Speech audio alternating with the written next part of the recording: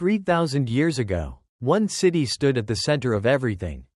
And in a single generation, that empire tore itself completely apart. King David handed his son Solomon the keys to an absolute empire. Solomon expanded the borders, amassed unimaginable gold, and built a breathtaking temple. On paper, Israel was unstoppable, the greatest kingdom the ancient world had ever seen. But Solomon had a fatal flaw, an obsession that would trigger a multi-century curse. 700 wives, 300 concubines, and shrines to dark, pagan gods on Israel's holy hills.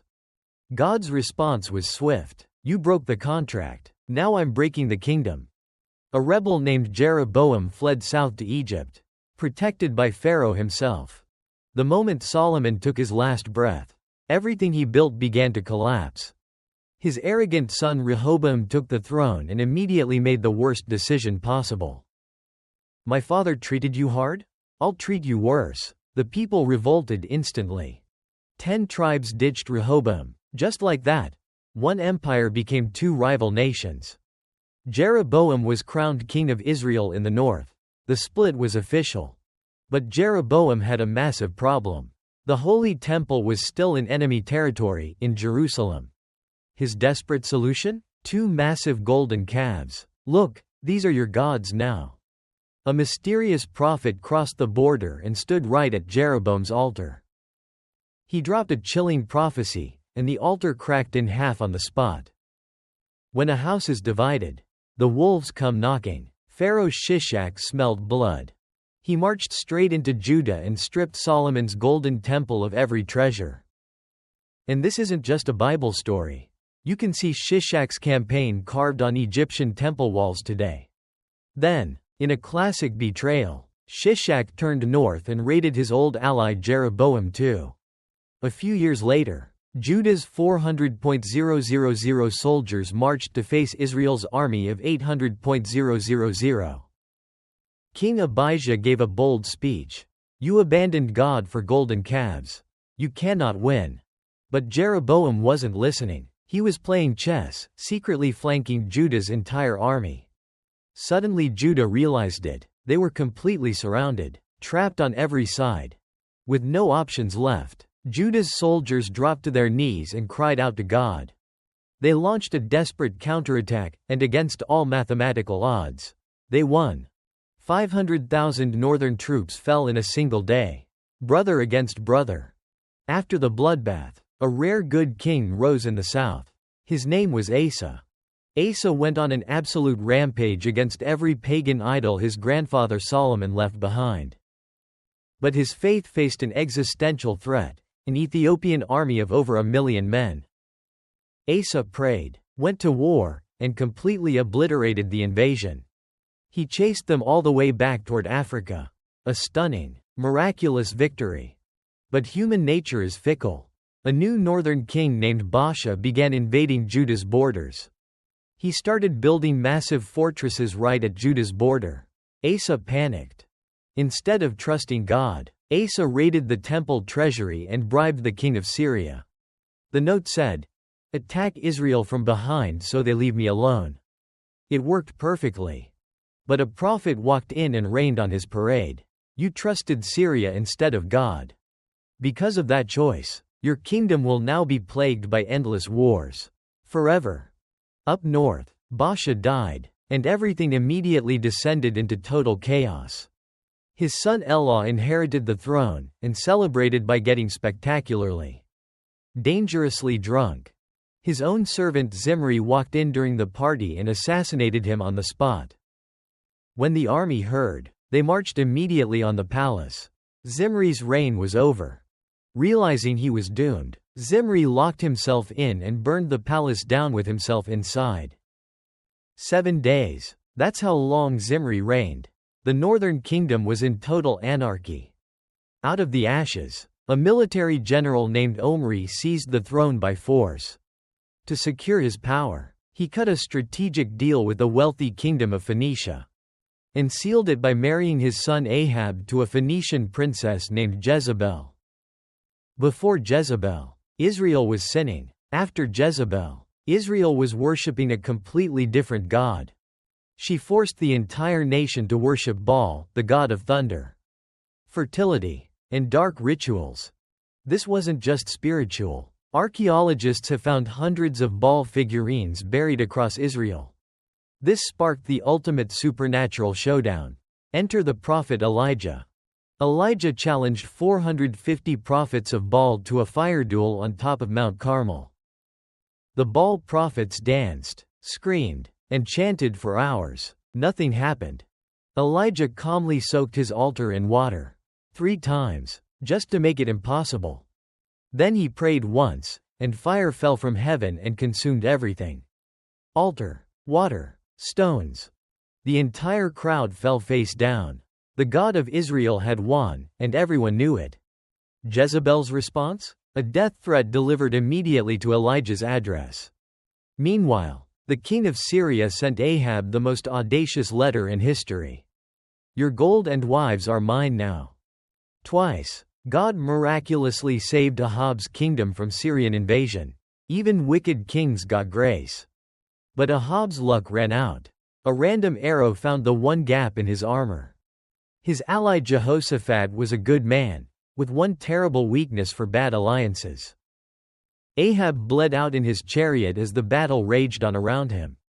The prophecy complete. When they washed the chariot, every word Elijah had prophesied over Ahab came true. Ahab's son Joram inherited the throne, and immediately inherited his father's problems. The vassal state of Moab decided this was their moment. They stopped paying tribute entirely. Joram united with Judah and Edom, 3 kings with one mission: crush Moab. They succeeded. Moab was surrounded, completely trapped inside their own fortress city. Seeing he had lost, the king of Moab made a decision that still shocks readers today. He took his own son, the heir to his throne, and sacrificed him on top of the city wall. A profound horror swept over the allied armies. Disgusted, they packed up and simply walked away. Moab survived, not through strength, through an act of darkness so extreme no one could continue. A young prophet slipped into Jehu's military camp in the dead of night. He poured oil on Jehu's head and whispered, "You are the new king. God has chosen you." His mission was crystal clear: wipe out every single member of Ahab and Jezebel's bloodline. Jehu did not hesitate for 1 second. He jumped in his chariot and drove like a madman. The watchtower guard spotted the dust cloud and reported, "The driving is furious, it must be Jehu." King Joram rode out personally to meet him, still not understanding what was coming. Jehu drew his bow and put an arrow straight through Joram. King number 1, down. He ordered Joram thrown into the field of Naboth, fulfilling a prophecy decades old. He immediately turned and hunted down the visiting king of Judah. 2 kings in one day. Jezebel heard the news. She painted her face, fixed her hair, and went to the window. She looked down and mocked him, trying to intimidate the man who had just killed 2 kings. Jehu ignored her completely. He looked up at her servants and said, "Who is on my side?"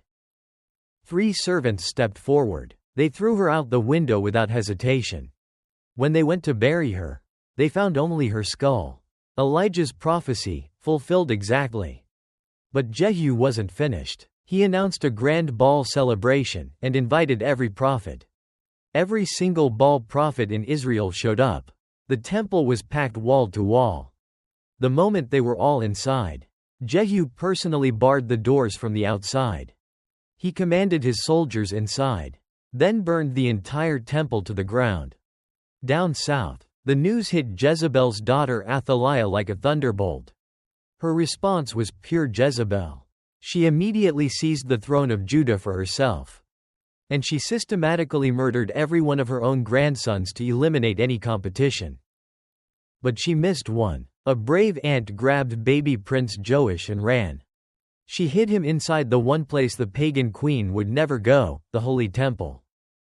For 6 years, the evil queen ruled Judah while the true heir lived as a ghost in the temple. Inside those temple walls, the high priest Jehoiada was quietly, carefully planning a coup.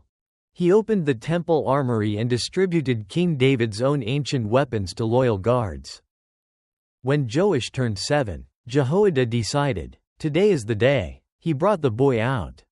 He placed the crown on that tiny 7-year-old head and declared, "Long live the king." The crowd erupted. Trumpets blasted. After 6 dark years, Judah had a king again. Athaliah burst in screaming treason. Treason. But absolutely nobody cared anymore. The guards dragged her outside the temple and executed her on the spot. Her reign was over. The boy who lived in the temple now sat on David's throne. The bloodline had survived. Despite these brief reforms, both kingdoms were on borrowed time. The Assyrians were coming. The Assyrians were famous for their brutal psychological warfare. Terror was their weapon.